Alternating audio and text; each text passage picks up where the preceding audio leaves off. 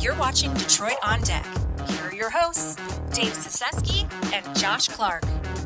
All right, man. So there's been a lot of movement in the NFL, especially at defensive end, right? A couple trades that could potentially happen. I think there's, 100% it's going to happen in terms of Parsons. I don't think he returns back to the Cowboys. Josh, I don't know what your thoughts about that, but it seems like he doesn't want to. And then you got Myles Garrett. Cleveland came out today and said they're going to offer him like a mega deal. However, what that is, and you know that too, that's them saving face. He's not returning there. He doesn't want to play there. He wants to win. He wants to win, right? Like it probably is going to be Cam Ward that'll end up a Brown, but it's going to be a few years before they're going to win again. And you got a guy that's in his prime. I don't know if he's 30 or in his 30s or somewhere around there, but he's in win now mode, right? Like, realistically, he's probably got like 4 or 5 really good years left, right? So, for sure. Why would you waste it in Cleveland? And then you got Bosa with, I want to say San Diego, but it's not San Diego, with LA. They're going to release him and save like $17 million, I believe it is. Former Ohio State guy. He's the Bosa that's never healthy. So there's that. But then there's also Max Crosby, who you just pulled a sweet card on. Why don't you hold that up? Yeah, that's a sweet card. Look at that. A jersey card, too. That's nasty. That's just nasty, man. Anyways, I'm super jealous over here, but that's honestly my answer, Josh. If I had a wish list and it was like, which defensive end would you like to bring here? It's Max Crosby, and for me, it's because he's got roots here and because I believe he wants to play here. What are your thoughts? I agree. I mean, it's always nice having a hometown kid wanting to come back home. I mean, we talked about this a little bit ago, or not a little bit ago, but yesterday. I mean, I'm going all in next summer with Sauce Gardner bringing him back home as well. But get back to this discussion. Looking at the list of defensive end free agencies, like I don't think there's really much on the market. Like, yeah, there's some serviceable players. Don't get me wrong, Khalil Mack, but he's older. You know what I'm saying? What about Cam Jordan, like on a 1-year deal? Hassan Reddick, he's more listed as an outside linebacker, but he lines up as some D end occasionally. Oh yeah, Matt Judon, DeMarcus Lawrence, Preston Smith, Josh Sweat, like those are your top guys. You know what I mean? Yeah. So like knowing that Garrett's out there, knowing that Crosby wants to also win and get out of Vegas, like you got to do everything you can to throw your chips at those guys to kind of put that defense over the top and give Hutch the proper help that he deserves on the other side, using Zadarius as more of a depth piece. Because I fully feel like that Zadarius can, with Hutch next to him, can get double-digit sacks. I really do. Because Hutch is still going to see the double team. You know what I'm saying? Which means it's going to be Smith on the other side going to have to live up to why they brought him here. Yeah, I mean, I like Smith, but I don't want him to be the starter on the other side. I really don't. I want to get some more depth there. I mean, he would be a really nice rotation piece at this point of his career. Regardless if they bring in like a caliber starter or not, like, they need depth regardless. If it's Hutch and Zadarius Smith, like, they need 2 or 3 guys behind him that can come in and not skip a beat, really. You know what I'm saying? Yeah. So, I mean, from that standpoint, though, I get going after one of those guys on the free agent market just because they're going to be cheaper options than Crosby and Garrett. Mm-hmm. And they're also serviceable. Hassan Reddick has been, nice throughout his career. Josh Sweat has, showed some promise over his years. You know what I'm saying? But yeah, if you really want to show your fans that your window's not closed like all these bigger media markets are trying to make it out to be, that your Super Bowl window's closed, you go get one of these bigger guys and be like, hey, not so fast. I'm with you, man. I mean, it seems like the rumors have died down a little bit with Cooper Kupp, but I still wouldn't mind Cooper Kupp coming here. But if I'm being honest, at receiver, there's going to be a lot of dudes available. Devontae Adams is going to be out there potentially. You could have Tyreek Hill out there. I don't see him returning back to the Dolphins. I mean, wide receivers right now is a pretty it's a lot deeper. Stephon Diggs, T. Higgins, Keenan Allen, who's older, so you could probably get him on a cheaper deal. But 1-year deal, if he wants to win, right? Amari Cooper's out there, Chris Godwin's out there, Brandon Cooks. So Chris Godwin is working on a contract go back with the Bucks, with which the makes Bucks, sense. which I kind of figured that. Deontay Johnson, who's just been thrown around like a $2 bill the last season and a half. I do not want him.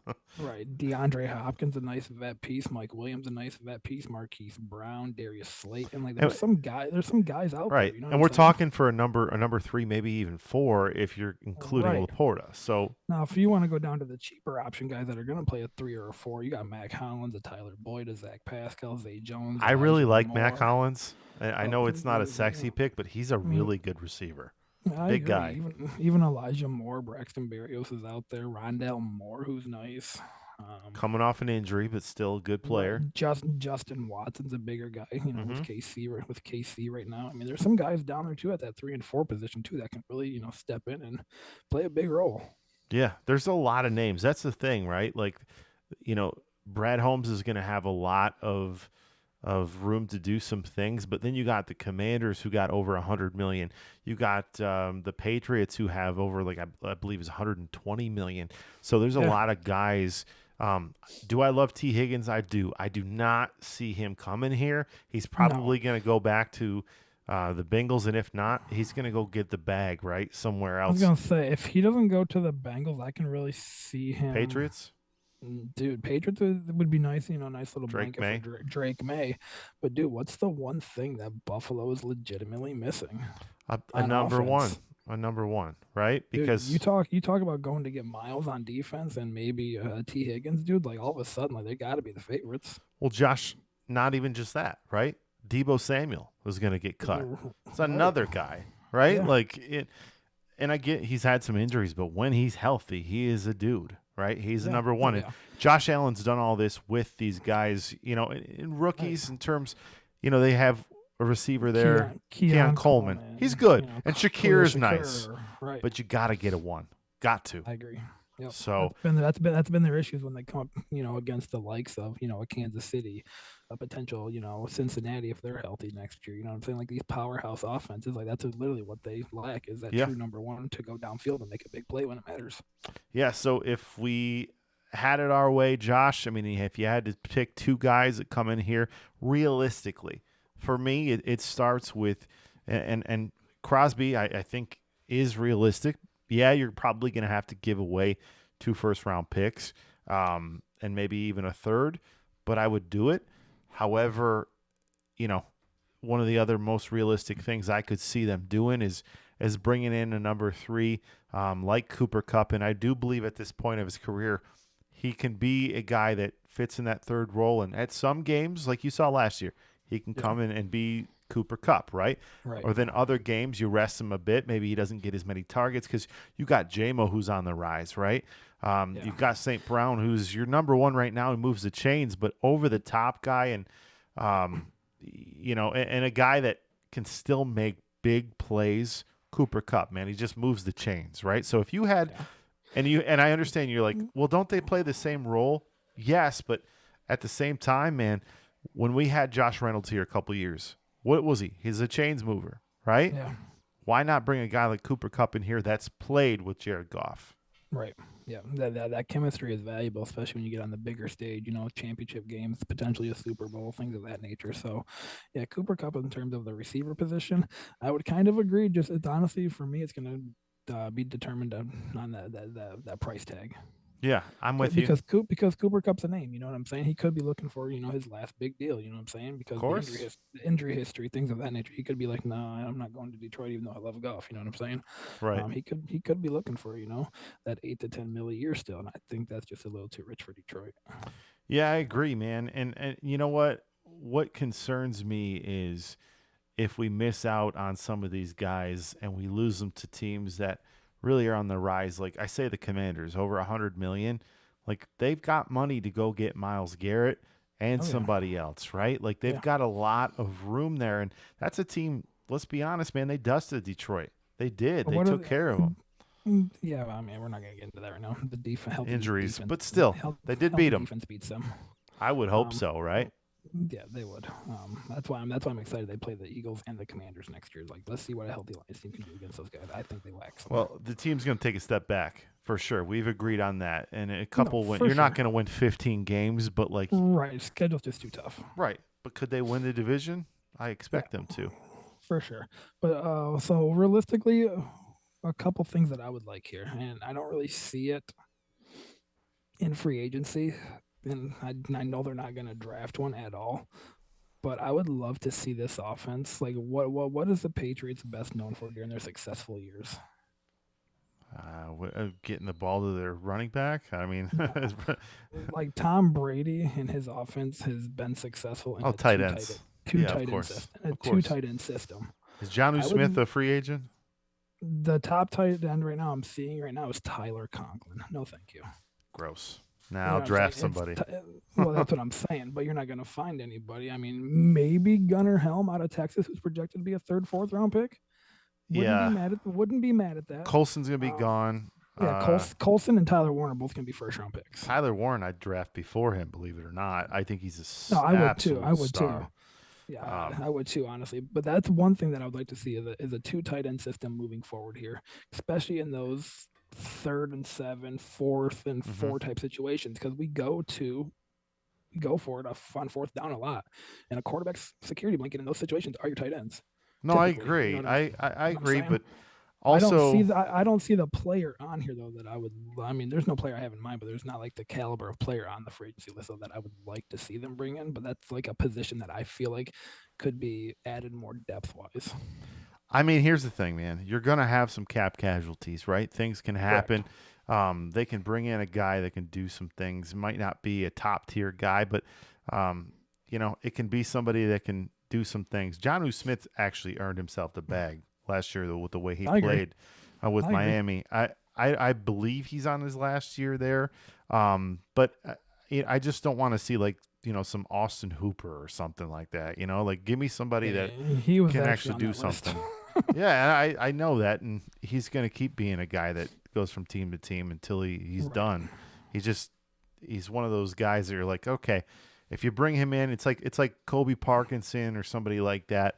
Yeah, they'll take some snaps away and give Laporta some rest, but I'm not in love with the depth at tight end that we have. I really am not. I mean, I know they brought back Wright last year on a 2-year deal. They matched it, but he's really a blocker, and that's about it. I know he's made some plays, obviously a few years ago versus the Jets, right? The Zach Wilson-led Jets. But outside of that, Josh, he's just kind of just a dude. So I'm with you. You got to bring in more playmakers because let's be honest, as much as I love Sam Laporta, he even took a step back last year. It could be for lack of targets. Maybe Ben Johnson went away for some reason, but my concern is this.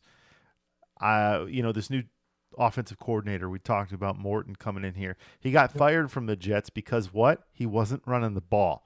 Yep. If we don't run the ball, in my opinion, 60% of the time, then we're missing out from an all-time great running back in Jahmyr Gibbs. I mean, he's somebody that's really not being used enough. I mean, and this is getting way ahead of myself, but I've already told you multiple times, I think he is literally the modern, today's version of CMC. No, I agree. I'm with you. And if we're taking it historically throughout the NFL, like this dude could potentially be the next coming of LaDainian Tomlinson. He's that good. He can really catch the ball. He really is. And we saw last year, Josh, when Montgomery was out, he can pass block too, right? Yeah. Like he steps up and takes a blitz, and puts his body out there and selling out. And that was the big thing. It was like Montgomery deserves to be out there on third downs because he can pick up the blitz and do these things.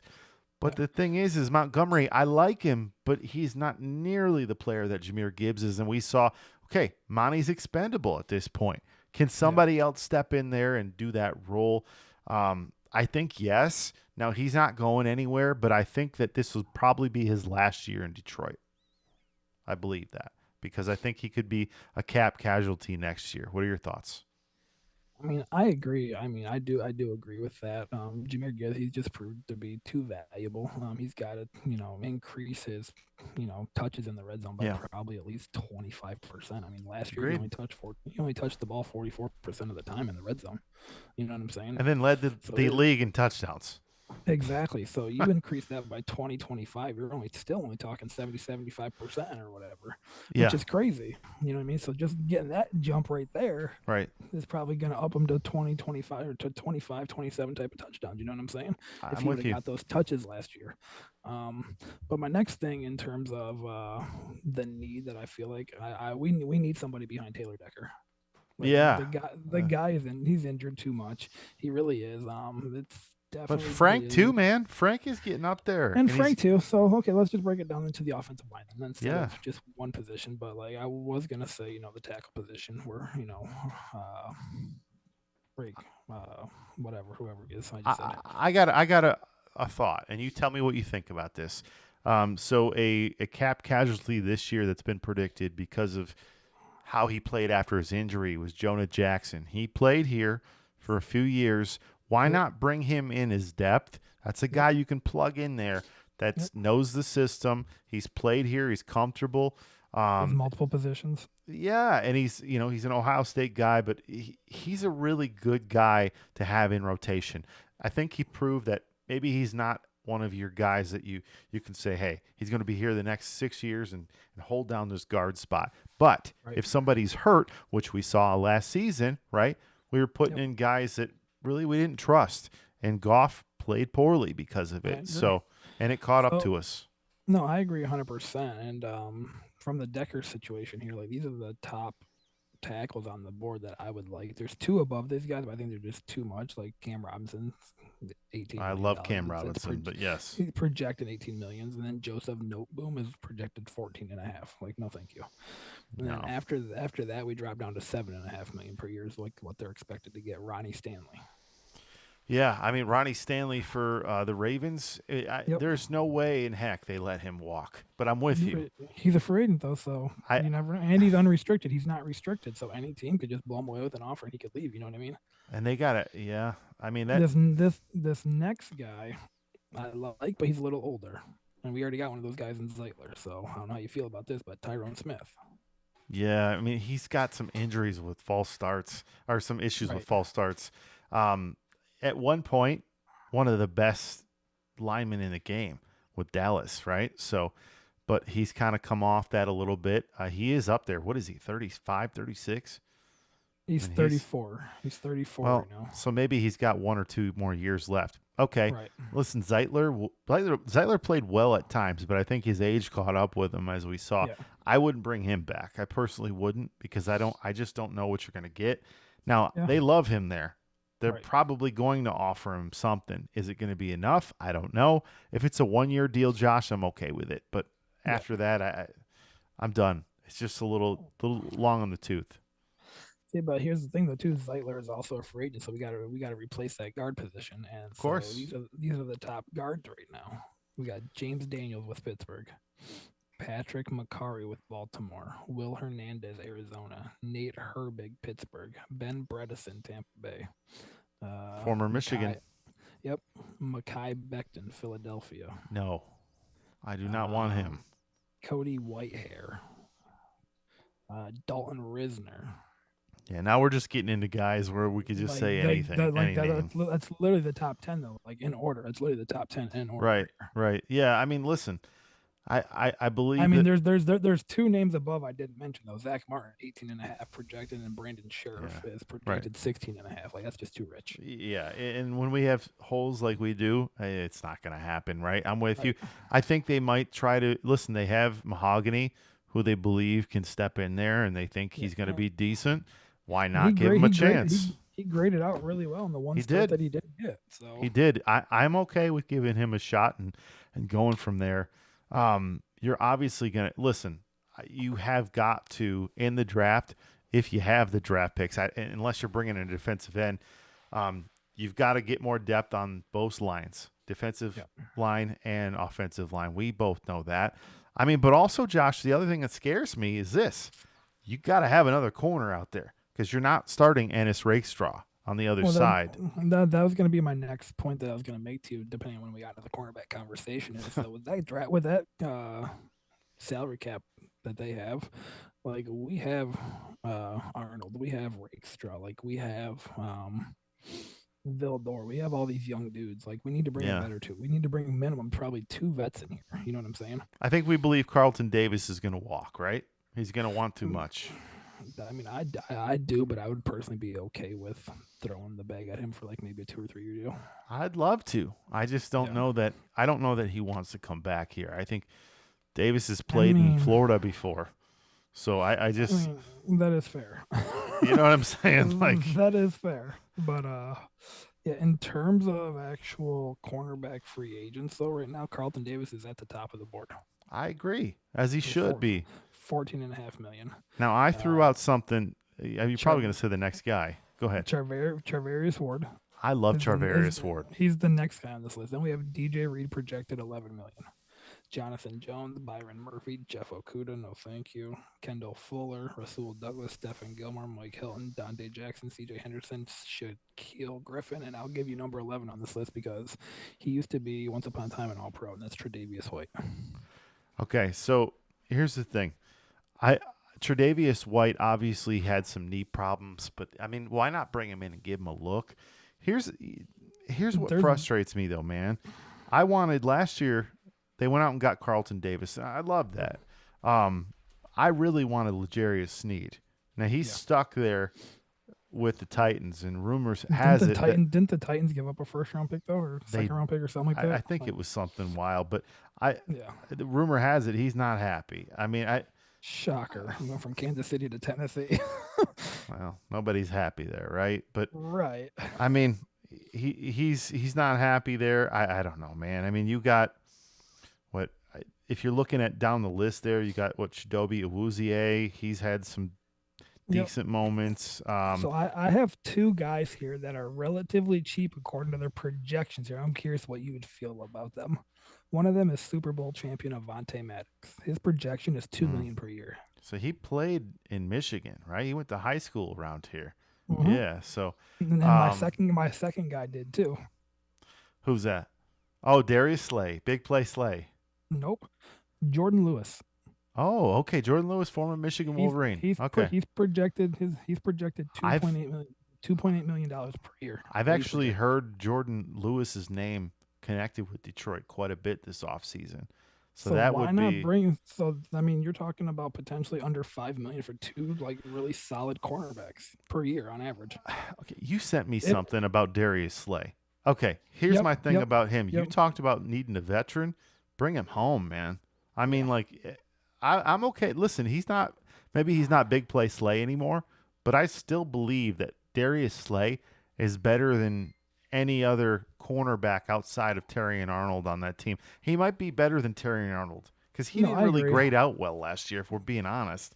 And you look at everybody says, "Oh, Brad cooked. He got Rakestraw and Arnold." I love them guys, but nobody drafted better than Philadelphia. But they're going to be better come years 2, year 3. You know. But do you agree with me?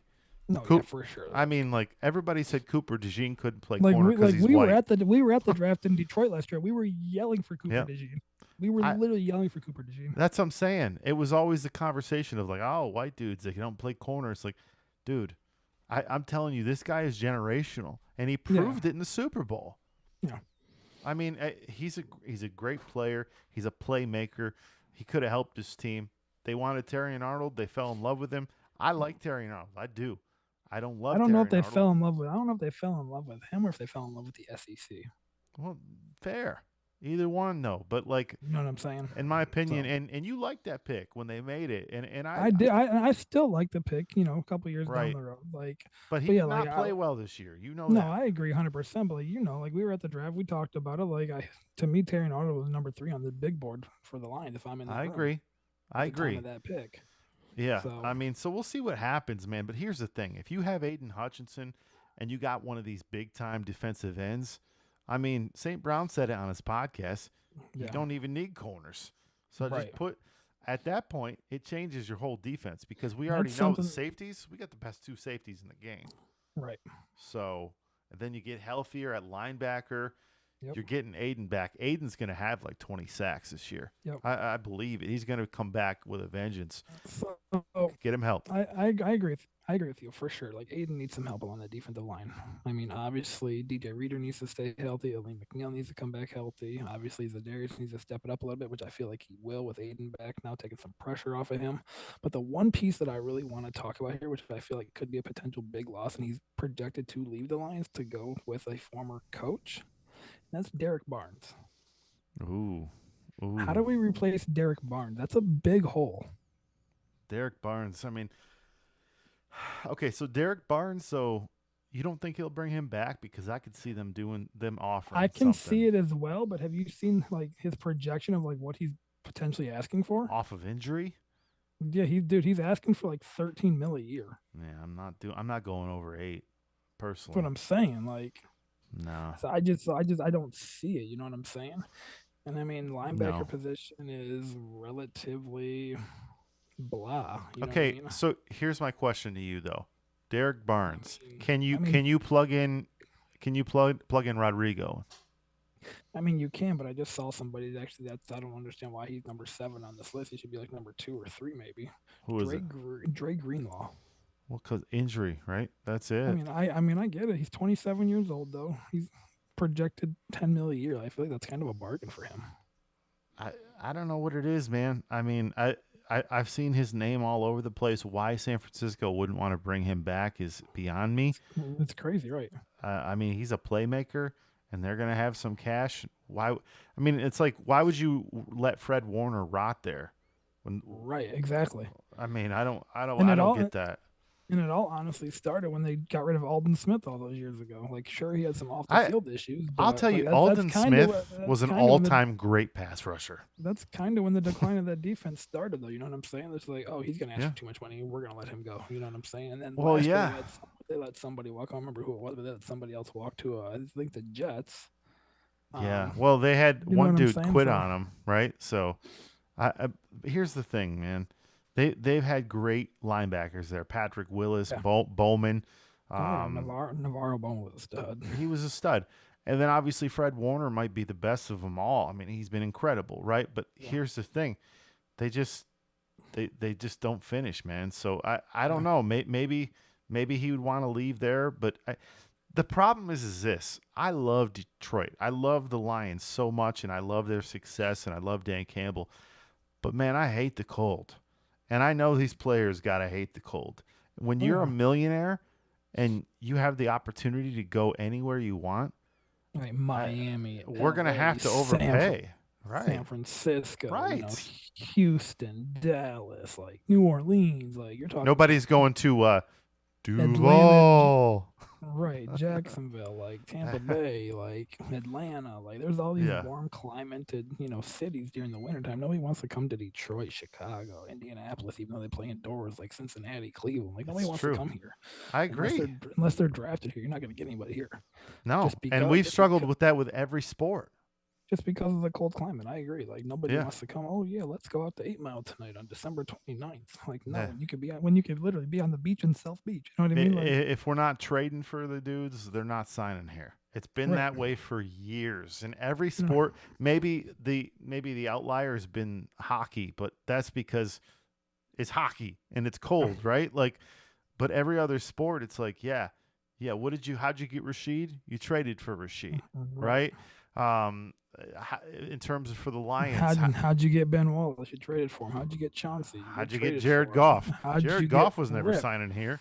Like that entire championship team was traded for outside of Tayshaun. Like Rip was a Wizard. Chauncey was a Celtic, a Timberwolf, whoever else before Rashid. Well, obviously Ben Wallace. Like Magic. Eldon Campbell was somewhere else. Corliss Williamson was with the Kings. Like it's every sport, man. Mike James, like Lindsey Hunter, like they were all somewhere else. Yeah, and guys don't choose to come here. I mean, unless they're Charlie Villanueva or Ben Gordon, who you're overpaying for, and they're not that good. It's just the problem. So what does that mean? You've got to trade, and you have to hit every friggin' time in the draft. And otherwise you're blowing cap space because you have to overpay to bring and Brad Holmes has said, well, we want to keep this thing going. We don't want to just sell the farm and all the draft picks. In my opinion, that's a bad excuse because Okay, so do you want to be a team that constantly makes the playoffs but never wins it? Right. I don't. I would rather win one Super Bowl and maybe suck for a few years after that. Personally, at least you Yeah. get a championship. They've Well, never won a Super I Bowl. was gonna say, especially with their history, like Right. they've never won. Or They've never lack won in thereof. this. Yeah, they've never won in the Super Bowl era. Like, sure, they're getting more competitive over the last, 3 to 4 years, whatever the Right. case may The be curse now. of But Bobby Lane, right? which is nice to see. The fans are very appreciative of that, but we're also growing tired now. Like, you know what I'm saying? Like, Yeah. we're competitive, but like, let's not let this window close after year 6. Let's keep it going into year 14, 15, 16, kind of how the Patriots did. You know what I'm saying? Agreed. Kind of how the Colts did with Peyton Manning. The Saints with Drew Brees, Packers with Favre, and then Rodgers, the Chargers with Phillip Rivers, even though they never won one. They were constantly there. You know what I'm saying? Like, they had a chance every single year. That's all Yeah, the fan man. base wants. They want With that you. chance. All right, man. Well, we're wrapping up our time here. We didn't get into the conversation about the big game tomorrow, but that's because we just love football so much. But Yeah. Team USA, hopefully they can get the win. I can't stand Canada even more after them booing the national anthem, but I understand. I do Right. to an extent. They hate Donald Trump. He said he was going to take Canada away. I don't know. I digress, right? But Right. yeah, man, fun conversation. We'll talk some more in a couple days, and maybe we'll open some cards as well because I know you Sounds got good. them. Sounds good to me, brother. All right, man. Peace. Peace. Thanks for listening to Detroit on Deck. Be sure to like and subscribe to our page for more Detroit content.